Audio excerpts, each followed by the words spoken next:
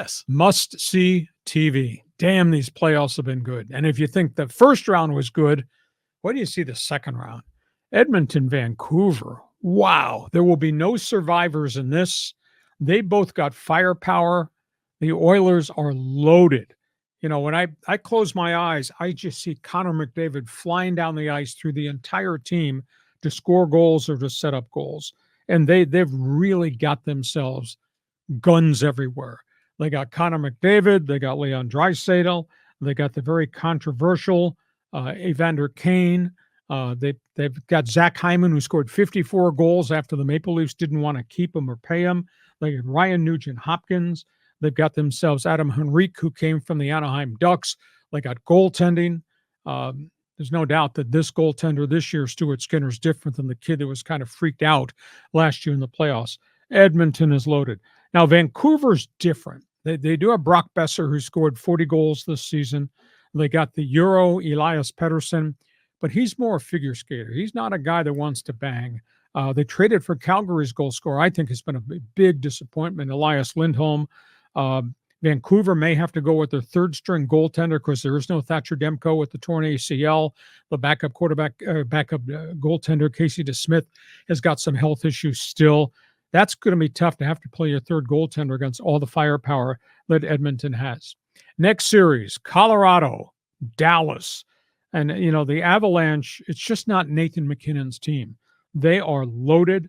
But you know what? When you come through a grind of a 6 or 7 game series and you have to turn around and play immediately and go on the road, that's really hard. But Colorado's got goaltending. Colorado's got body bangers. They got Lettinen. They got Nish Hushkin, who's had a phenomenal, I think he scored 7 playoff goals so far. So it's not just Nathan MacKinnon in Colorado. And in Dallas, the joke is we have a goal scorer who can't even drink beer in the U.S. because he's not 21. His name's Wyatt Johnson. He leads them in scoring in the postseason for the Dallas Stars. And they got Sagan, they got Jason Robertson, they got Duchesne. This is going to be a really good series.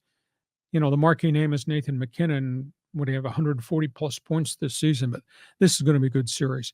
Rangers, Carolina, that series is already underway. I'll tell you what, nobody pays any attention to the Rangers. If you just Google New York Rangers statistics and you look at all the guys that potted goals for them, what a phenomenal team. Zibanejad, Panarin, Trocheck. I mean, they've gone to Europe and they've gotten all these guys that have really panned out. And they got Igor Shesterkin, who I think has played really well in goal. Carolina doesn't have a lot of sexy names, but hell, they're still playing, and that's still pretty impressive. Only glitch, they have a journeyman veteran now, Frederick Anderson. Once upon a time was a great goaltender in Ottawa. He's fought through a lot of personal adversity and illness and his wife's cancer. He is a starting goaltender. I just don't know that he can hold up to the barrage of goal scorers that the Rangers have. And then you got Boston, Florida. And here are the Bruins, who just grinded through a 7-game choke it out of your system series with the Maple Leafs, have to turn around in less than 24 hours and play the Florida Panthers, who are sitting there at home and rested. So I don't think that's going to be an easy series for the Boston Bruins. Jeremy Swayman has come out of nowhere and become a star goaltender. But goals were tough for Boston to come against in Toronto. I don't know how they're going to hold up to Florida, because Florida's got some goal scorers and they got some snipers. DeBrusk, Matthew Tkachuk, Verhaeghe, Barkov. Panthers do have snipers. Coming off a long series, turning around, having to get on a plane and go play Florida, I think it's going to be really hard for the Boston Bruins. So those are the next round. I would not miss. Hey, I'm giving you a warning. If that Edmonton, Vancouver game's on TV, no excuses. I don't want you watching anything else. No going in the kitchen for dinner. No sex. Watch the Oilers and the Canucks.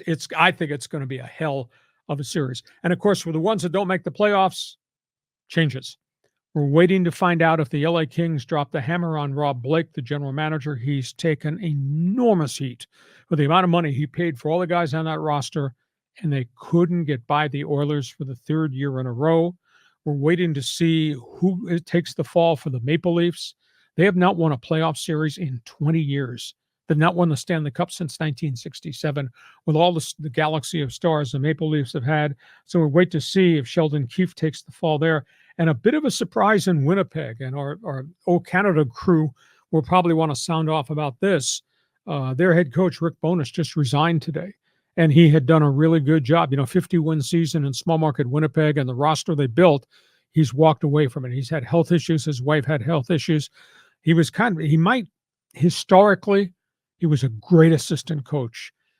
In terms of success as a head coach in other places, not all that good. But he was really beloved in Winnipeg, and he has now stepped aside from the Winnipeg Jets. So we've got a lot more changes coming there. So, John, I don't know what the hell you're doing tomorrow night, but you better be watching the Oilers and Canucks because I'm going to be texting you back and forth. Well, yeah, I'll be watching that game for sure. It's like our lone West Coast Pacific time zone team with the Canucks. So I'll be rooting for them. I want to talk about the Bruins, though, for a minute. I mean, yeah, they knocked off your Leafs. I mean, that's painful for you. What's your take on this Pastrnak kid? I mean, he seems like a tough guy, a scrappy guy, almost like the hockey equivalent of that kid Tanner, who was a shortstop on the Bad News Bears, just that wants to just scuffle in there and just stir it up. Well, he's pretty gritty. He's a Euro, and historically, Europeans, they're figure skaters.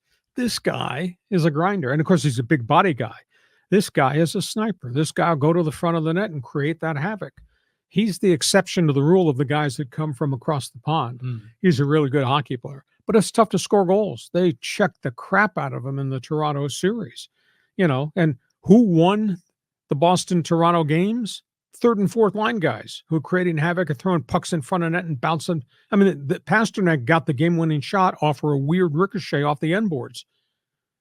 Shot gets fired from center ice, hits the end boards well wide of the goal, ricochets at a weird angle. Here comes Pastrnak off the right wing, tips it in. I mean, he was right place, right time. It was not a designed play in the playbook. So he's good. But he's really the exception to the rule because, I broadcast hockey for 8 years and I know the Euros and they are so gifted, but not all of them are gritty. And this now he's a big body guy. That's got something to do with it. So I have one more question though. I mean, look at the logos up there. Look at the Boston Bruins logo. What is that? Is that like a wheel with spokes on it? What does that represent? It's supposed to be a hockey puck. That's a puck with a B, and then it looks like spokes on a wheel. Yes. Oh, okay. All right, that makes sense. Yeah. Well, Oilers, you understand that for all the oil wells in western Alberta.